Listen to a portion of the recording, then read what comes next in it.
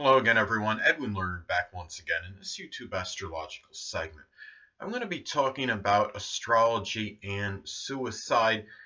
Now, some astrological proponents that could be prominent in suicide can be where you have the fourth house involved, which is the end of life, the eighth house, of course, which is death, and the 12th house is a house of endings. Now, Mars and Saturn may figure in strongly as well. Remember that Mars can be about violence and volatility, and it could be about violence to the physical body and where you might harm it. And then Saturn is about restriction, but it's also connected with despondency and depression, and also Pluto, because Pluto, of course, is connected with death, obliteration, and destruction. Now, I would also look at Chiron as well, because Chiron can be about physical wounds as well as emotional ones. Now, I think something that people may overlook, sometimes be downright oblivious to, or just simply think it may not be significant, is the Arabic parts of suicide. There are two of them. Now, those are things to look at, as well as these could be indicators if the person were to commit suicide. It could be telling as far as the how, the why, the where, perhaps depending on the sign that it's in and the house that it is in as well. Now, also too, when you look at this too, the thing about this is, when you're talking about astrology and suicide, of course, you're looking at the natal chart. You could be looking at the transits to the natal chart and looking at the progressed chart as well. And a thing, too, about this is that there can be things in the chart. I mean, some other indicators are, you could have the North Node strongly afflicted, actually. If you have the North Node intercepted, can indicate one that might have a harder time gauging what their destiny and future is like, and sometimes this could lead to hopelessness. That could lead to doing something destructive to the body in some isolated cases.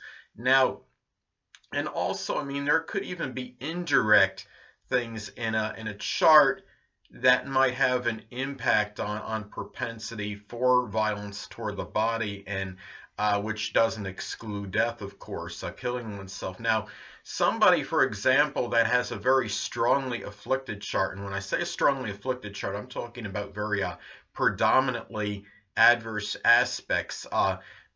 This could be an indicator, because this could be somebody that may be going to have more roadblocks, go through more tribulation and adversity. And of course, when you have a ton of adverse aspects in your chart, there could be many sources of consternation and frustration.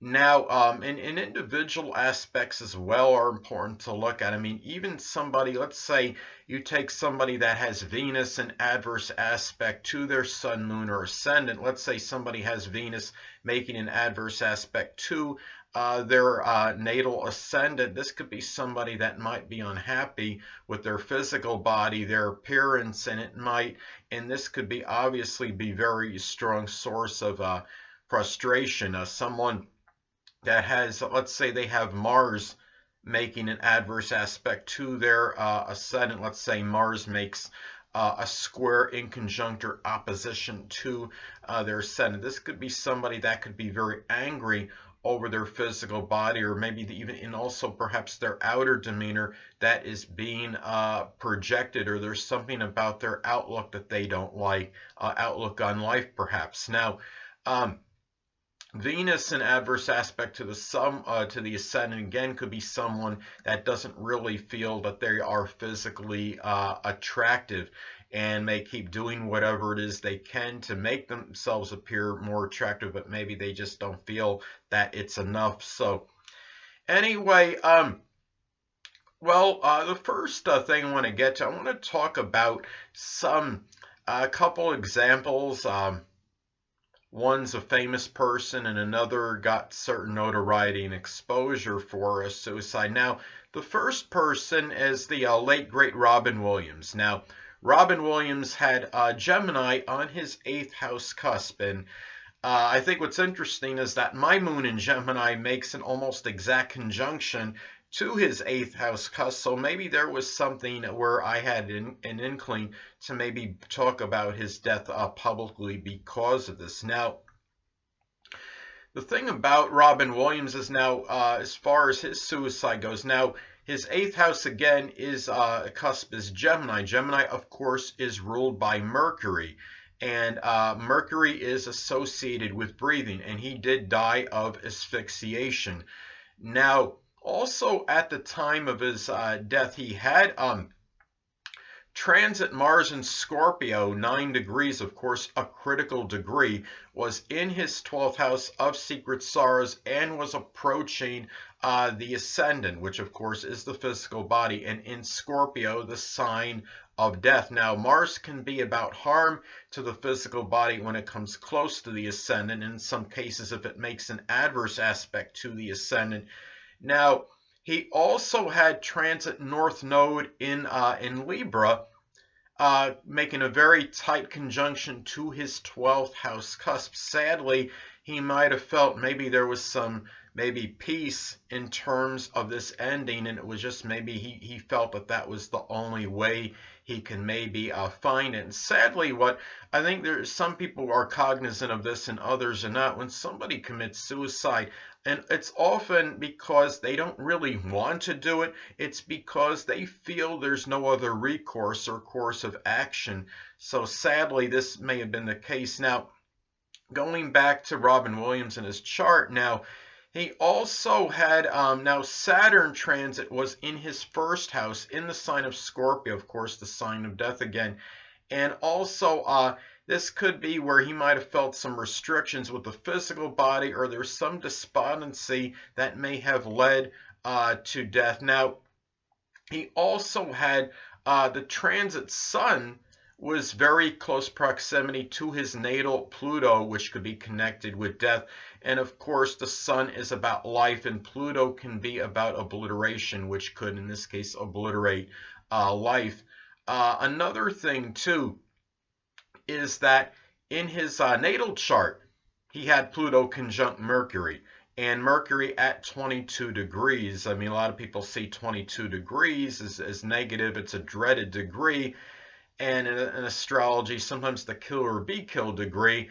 And he also had this conjunction near his 10th house cusp of Leo, which was also 22 degrees. So anyway, now what I want to get to as far as, again, I want to talk about the parts of suicide in his chart. Now, Robin Williams had one Arabic part of suicide in his chart in Taurus, at a critical degree, 9, in the 6th house of health. Now, he had received news that he had Parkinson's disease, which later on was determined and ascertained was misdiagnosed. He actually had what they determined after he had died, that it was actually a form of dementia that he had. But going back to having the part of suicide in Taurus in the 6th house, this could have been maybe part of the reason he killed himself, I'm thinking, maybe because he felt he wasn't going to be able to persistently tackle things connected with his daily routine anymore because of this news.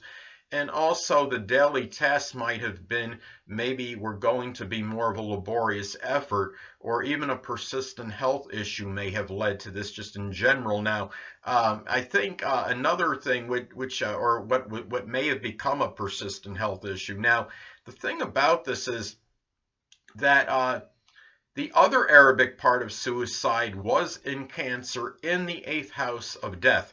Now, I believe this happened in his home. Now, this could be an indicator of death by suicide. When you have the part of suicide is in the 8th house of death, that could be a very strong indicator perhaps for that, and a little greater propensity on average for somebody to actually really kill themselves due to, connected with suicide.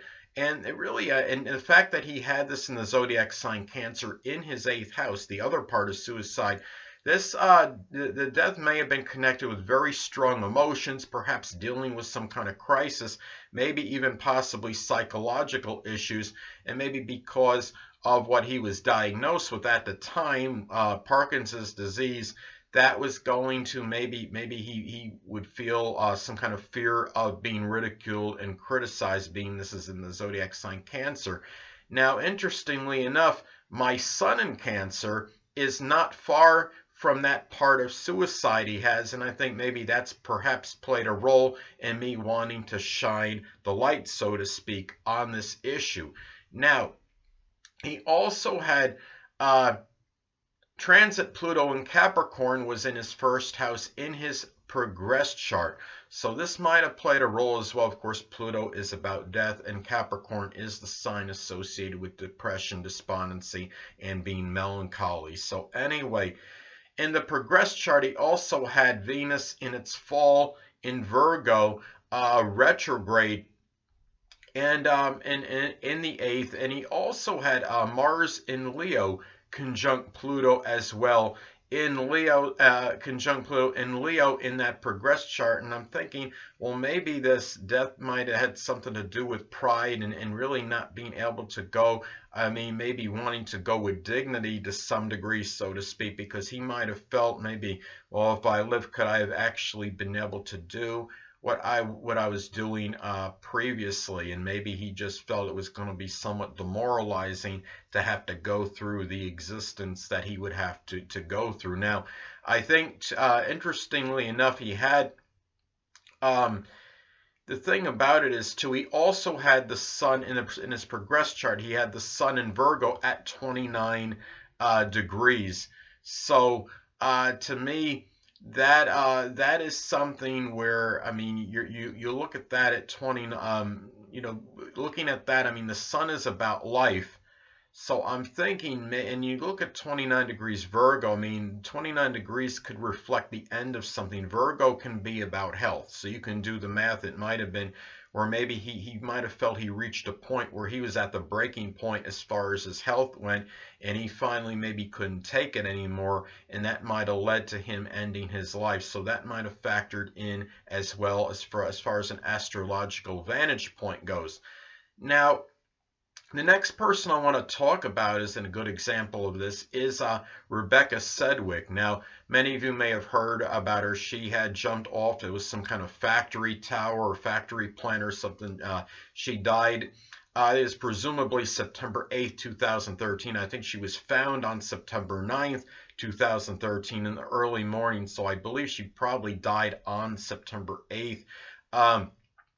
In the solar, I couldn't find her birth time online, but I casted a solar sunrise chart for her, which puts the sun sign at the same position as the ascendant. So anyway, first thing I noticed in her chart, as far as the sun goes, she had her sun in Libra. Of course, it's fall, and she had it at a critical degree, 26. Now, her sun also makes an inconjunct to Saturn, and really this could have indicated that maybe there was some despondency because others may have been oblivious to the laborious work she did and she wasn't getting recognized for it, and also the attaining the basic wants, which of course is connected in this case with her sun in Libra, may have been an arduous task. And of course, sun in Libra, basic wants can be about peace, reconciliation, and many of you may know there's a lot of speculation that she committed suicide. A lot of it was attributed to excessive cyberbullying from classmates. Now, the thing about this is she also, in her natal chart, she had Pluto about 3 degrees from her Chiron, and in her second house. So maybe this death might have been maybe it attributed to some degree to lack of self-worth, sadly, and of course wounds associated with it, because I'm sure obviously she jumped off that tower or that structure or what have you. She obviously, I'm sure, incurred a number of injuries, sadly. Also, she also had Saturn opposite Venus, which obviously didn't help matters. I mean, I have Saturn square my Venus in my natal chart, and I think that that's really one of the really Venus in adverse aspect to Saturn. I do believe, honestly, is one of the worst aspects somebody could have in their natal chart. There's a lot of sorrow, despondency, feeling melancholy. It's really about a lot of unfulfilled situations as far as attaining love and difficulties in relationships and having the timing wrong with having that significant other, so on and so forth. So anyway, she also has in her chart, her Mars was in Virgo. So this could be certain violence, and it doesn't necessarily exclude violence to the self, which had to do maybe with it connected with incessant criticism and derogatory remarks connected with acquaintances and groups. She had Mars and Virgo in the 11th house in the solar/sunrise chart that I did for her. Now, she also had transit Pluto in Capricorn in the 3rd house. So this could be about maybe this could be tied into death connected with sadness, dejection, and during the time of her early education. Sadly, she was only 12 years old when she committed suicide. In the 11th house cusp, she had 29 degrees Leo, of course, a critical anaretic degree. And when I look at this, 29 degrees in astrology I see as the full culmination of energy. And when you're looking at Leo energy in a negative manifestation, very negative manifestation, I think is more synonymous with bullying than the other 11 zodiac signs. 11th house could also be about social media, so you could do the math, so to speak. This was a lot of perhaps strong energy she had to endure, unfortunately, connected with excessive bullying from people that was connected with the internet and social media. It was cyberbullying. Apparently, and I believe she was going through that. Now, also on the 12th house cusp on the sunrise solar chart I did for her, she has 29 degrees Virgo on it.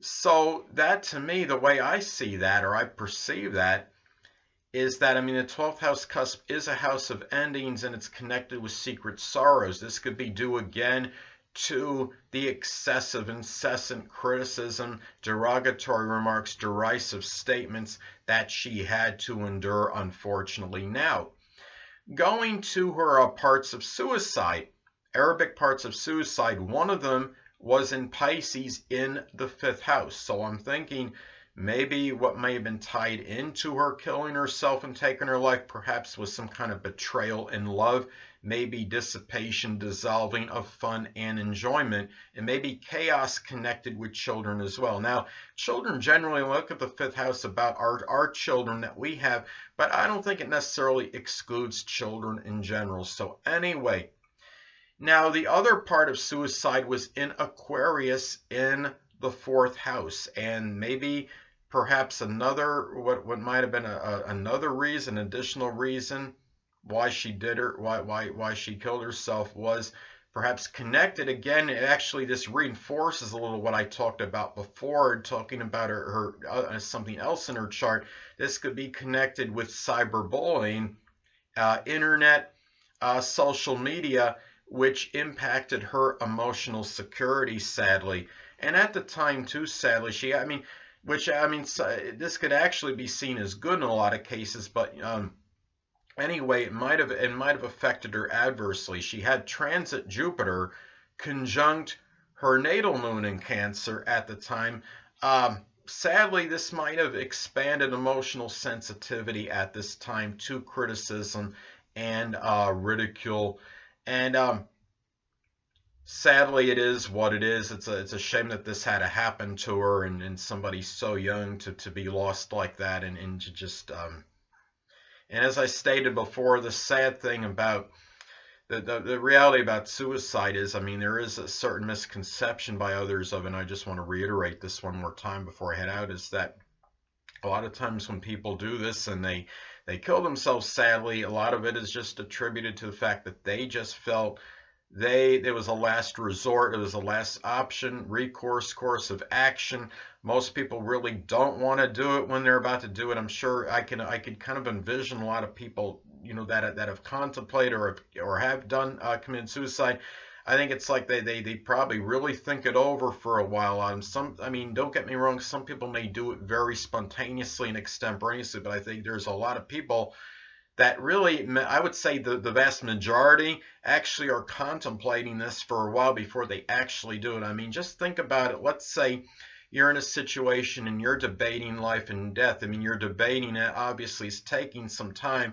It's very hard for me to envision many people that make this like an instantaneous decision. I think a lot of times with people, it's something that they plan ahead for some time, or they're debating it and mulling over all the pros and cons. And I think what happens is there'll just be one thing that finally pushes them over that edge, so to speak. And then they just say, well, you know what? I can't take it anymore. There's just nothing. There's no other recourse. I've tried to figure out all the things that might be legitimate reasons to stay alive. And I say, well, and the person finally says, I just can't see any reason anymore. This is so overwhelming, and what I'm dealing with is so insurmountable, and I just can't take it anymore. So I understand why it could happen.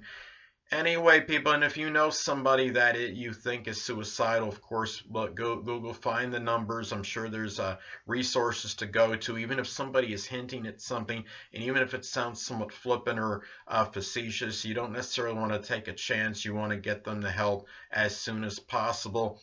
So anyway, people, that'll conclude this YouTube astrological segment for astrology and suicide. And stay tuned next time, where I'm going to be talking about giving you my Sagittarius April 2018 horoscope forecast. Two things I want to get with you on before I head out. Firstly, the stars may impel but do not compel. And secondly, never isolate any single astrological element, aspect, planetary placement, position, configuration, influence, or what have you, and make an analysis of a person astrologically speaking based on this alone, because astrologically speaking, the person is the sum of all their components in their natal chart and not just one. Until next time, people, stay well.